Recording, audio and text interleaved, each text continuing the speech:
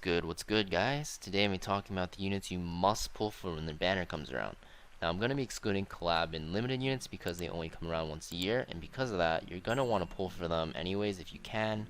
So, yeah, let's get right into it.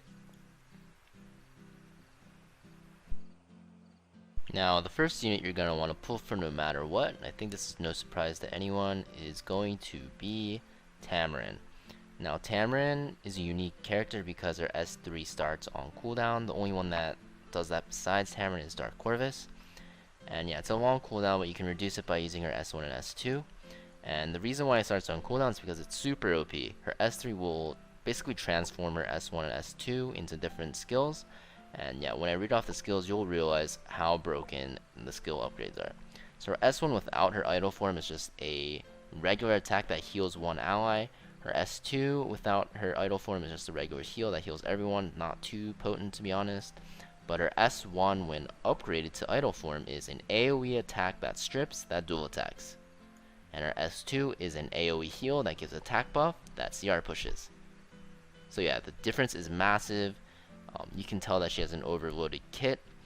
And yeah, since she has so much utility, she's just default the best healer for PvE. Now in PvP, she's not really that useful. The only time you can use her is in cleave teams with like Iseria to do like a cheese, CR push, you know, defense break, like one-shot team. Besides that, she's not really used at all. But she's so strong in PvE that you're going to want to pull her no matter what. She can be used in A13, Golem 13, Katie's 13, all the expeditions, Automaton Tower, Abyss, Labryinth raid. She can be used basically everywhere in PvE, so you're not going to regret pulling her, and I think everyone else will also agree with me in saying she is the best unit for PvE by far. Now, alongside Tamarinne, and a unit that also synergizes really well with her, you'll see, is going to be Iseria. Now, Iseria is also a must-pull unit because she has a defense break in her S1 and her S3, and her S3 also strips and puts unbuffable. Now, unbuffable is a really strong ability in PvE and PvP, I guess, but in PvE, because a lot of bosses later on will try to buff every turn, and you basically buff block them, so it's really strong. Now her S2 is her unique ability. Only one, actually she's the only one in the game that does this. It resets the skill cooldown of an ally, so it's really good with Tamarinne because, yeah, you could use it on Tamarinne on the first turn. If she's faster than Tamarinne, then Tamarinne starts the game with her S3. It's really powerful. Now this is good without Tamarinne as well for other units that have like cleave abilities or like other really strong like S3 units. So yeah. Also, she's really good because of her class. Rangers get really good PvE artifacts in Sasha Thanes. They also get like, I don't know, like Miss Confile is really good for extra what's it called? Defense break chance, and you can also run Song of Stars for target debuff. Really powerful. Now, the only thing is, you can't really use her in PvP without Tamarinne. She's in the same boat as Tamarinne, where you can only use them together in like a cleave comp, but they're just really good in PvE, so you must pull for her as well. She can be used in A13 as well. You can use her in Banshee 13 slow teams, even Golem 13, Automaton Tower, Abyss, Raid, Labryinth. She's just really good all around. Make sure you pull her when her banner comes around. You will not regret pulling her either. Now, the third must pull unit, and I think most of you guys probably already have her from Selective Summon, is Sigret. Now, Sigret isn't really that flexible, to be honest. She's mostly only used for Wyvern, but the reason why she's a must pull is because she's so damn good at Wyvern. And Wyvern is so important for gearing that you're going to want the best unit for Wyvern. Now, Sigret is by far the best DPS and the best debuffer for Wyvern because she has 2 debuffs on her S1 and S2, and her S3 does so much damage and penetrates defense, right? You're going to want to use her in basically every Wyvern comp if you have her, and even in the late game, you're going to use her for a one-shot hunt comp. So early game to very late game, you're always using her. So she will make your barrier to entry to Wyvern easier, which means you'll be curing faster, and she'll make your runs even quicker than normal, so you're curing even faster than other players that don't have her. So she is a must pull, even though you cannot use her in PvP. She's just too good to pass up for Wyvern, and as you play the game, you'll realize how important that Wyvern is for your gearing process. Now, there are 2 more units that I consider to be quote-unquote must pull, not so much must pull as the other 3 that I've listed, like Tamarinne, Iseria, and Sigret, but I'm going to keep them here as honorable mentions because they are somewhat replaceable by other units, but they are still very, very good in their own right. Now, Roana is really strong.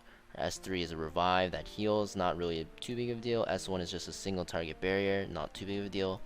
Her biggest power is in her S2. So every time you take AoE damage or counterattack, you're going to see her push your team and heal them.